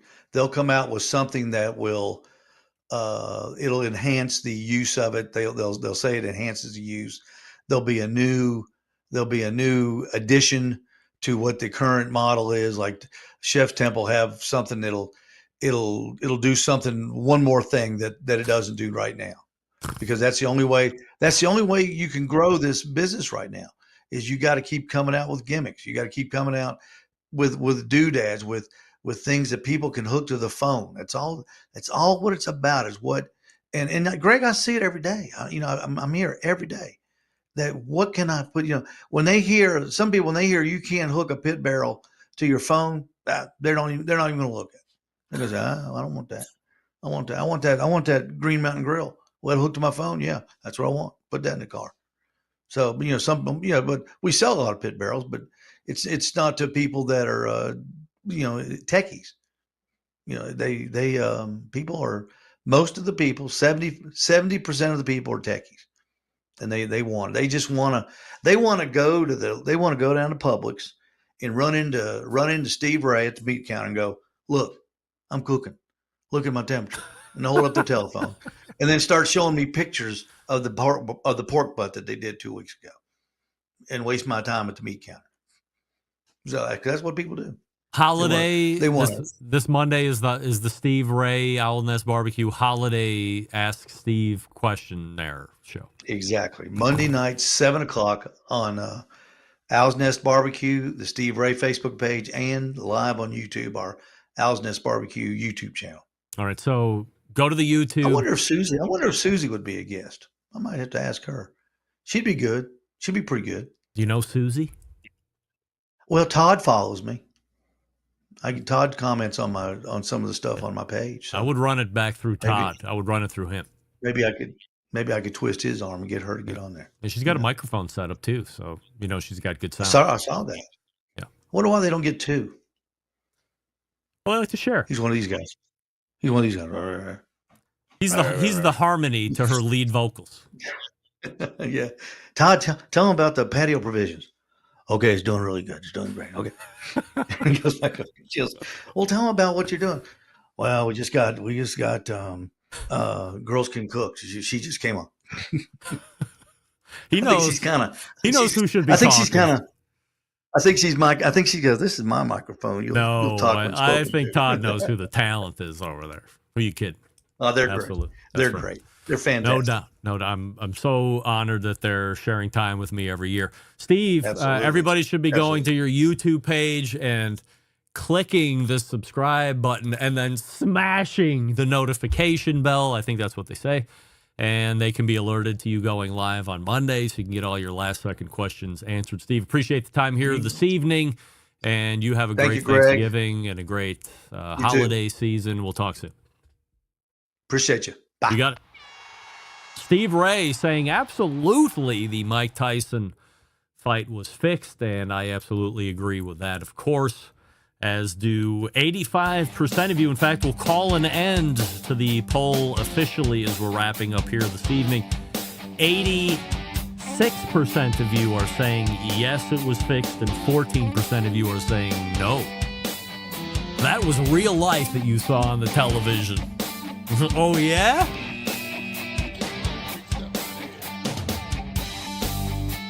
All the way back in the first hour, David Gafford joined me from the Barbecue Lab talking about wireless thermometers and the video that he's just recently released, doing some testing on those. 9 of them, I believe he said. So check that out if you're in the market. After that, it was Wes Wright from cookoutnews.com, who on the video appeared to be a Steve Ray, but that was Wes. We talked about Icy Breeze dying. We talked about Char-Broil. We talked about Napoleon coming out with a 220 electric grill.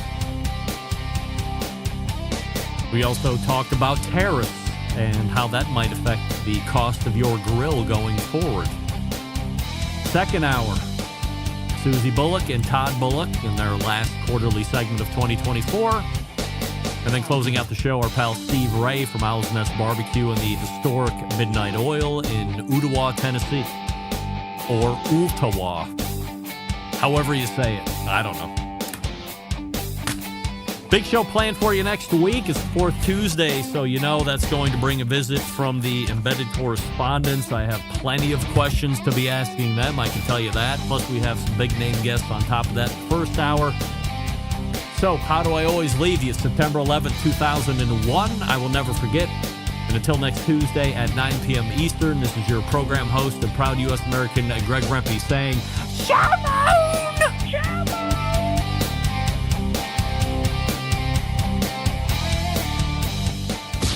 Hi, this is Austin Parsons, Pitmaster with Smoky Mountain Q in Nashville, Tennessee, and you are listening to the Barbecue Central Show.